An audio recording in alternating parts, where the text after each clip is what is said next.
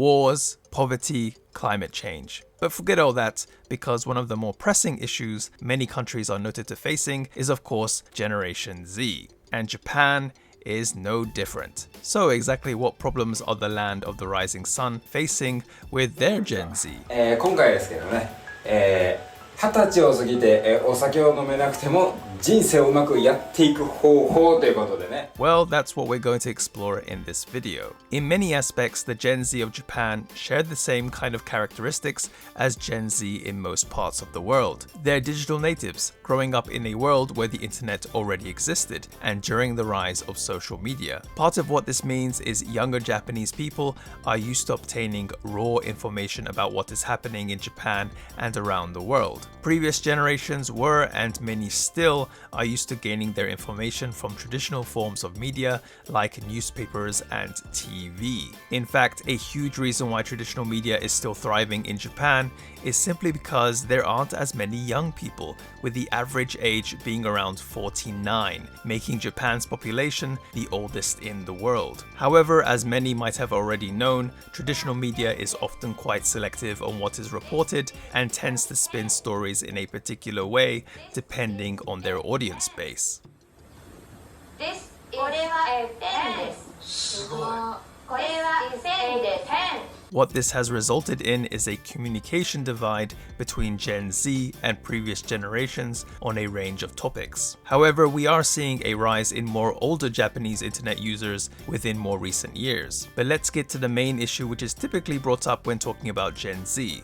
Work. Japanese society is heavily centered around working, and nothing beats social credit like being a full-time employee, aka seishain, in a top company. Japanese company practices also typically require a level of commitment that goes beyond the job description, and being active in trying to get your boss to like you so you can climb the corporate ladder, which is also assumed to be something you want to do. Something else I don't usually hear about within other videos that discuss Japanese working culture is the view older generations take that company members are like family, where you'd be given a role like being the big brother or sister. This is actually used as a method to stop new grads from suddenly quitting, by letting their senior, aka senpai, be someone they can go easily talk to. But we'll talk about the quitting issue in just a bit. Overall, the expectation for Japanese companies is that you'll stay within that company for life, being moved into different departments at the company's convenience. However, many of the Gen Z in Japan are seeing work differently, seeing it as just a place to work. I know, shocking. This has led to complaints from superiors that they aren't able to communicate and bond anymore with those below them, as many younger workers aren't as keen on chit-chatting and also refuse to go out drinking with their boss after work, preferring to prioritize their private time. Not only that, a big complaint about Gen Z when it comes to communication within the workplace is that they're too sensitive. Reasoning for this is the notable increase in the types of haras there are. Hara meaning harassment. The most common type of hara you are bound to hear about is sekuhara, which stands for sexual harassment. But now, different haras are constantly popping up, and many attribute this to Gen Z. For example, yumehara, yume meaning dream. Now, some of you might be scratching your heads wondering, what kind of harassment exactly is that? Essentially, this is when your boss or senpai asks you about your dreams, as in what you aspire to do. Some preferring to just not talk about their dreams, or just not having any dreams in the first place, feeling that they were just put on the spot. What also counts as yumehara is when those superiors talk about their dreams, basically because the younger workers don't really care. There is also another trait about Gen Z that is something we often hear about in the news. They easily quit. Yes, as I mentioned before, quitting is probably the biggest issue many companies are facing with Gen Z. Forget about staying for life, some quit within a year. What's also interesting is that some will choose not to say they quit themselves, but will use an agency that is specialized in quitting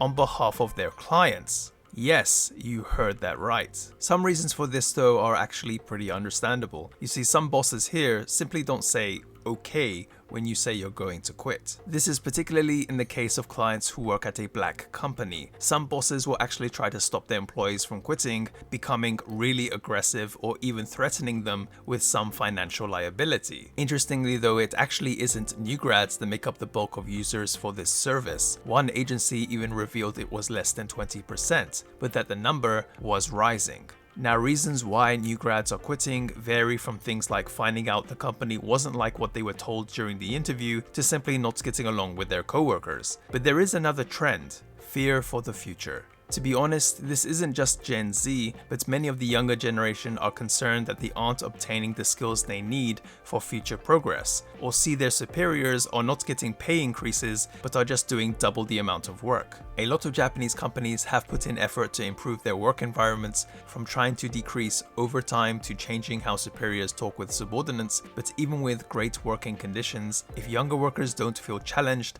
they'll look elsewhere. This is certainly a big change from older generations, but essentially it boils down to Gen Z wanting a good work environment where they also feel that their future is secure. The power balance has started to shift in Japan. It's no longer about what the employees can do for the company, but what the company can do for the employee. Japanese companies that can't comply with those needs are going to continue to lose early stage workers. Okay guys, that's going to do it for this video. As someone who has worked in a number of Japanese companies with a lot of the younger generation, with a lot of Gen Z, honestly speaking, I can see their drive, I can see their passion, I can see that they actually do want to work, but they also want to improve their skills. They are scared. They are worried about what is going to happen to them. Economically speaking, Japan is not in the best of places, and they know it. A lot of the Gen Z know it, and they are expecting things from companies now. They want to see that those companies are going to provide for their futures. So yeah, Japanese companies are just going to have to step up. That's basically the deal. Anyway, thank you again for watching this video. Please leave your thoughts, your comments in the comment section below. And yeah, I'll be back with another video. Thank you so much, guys. Take care. Peace.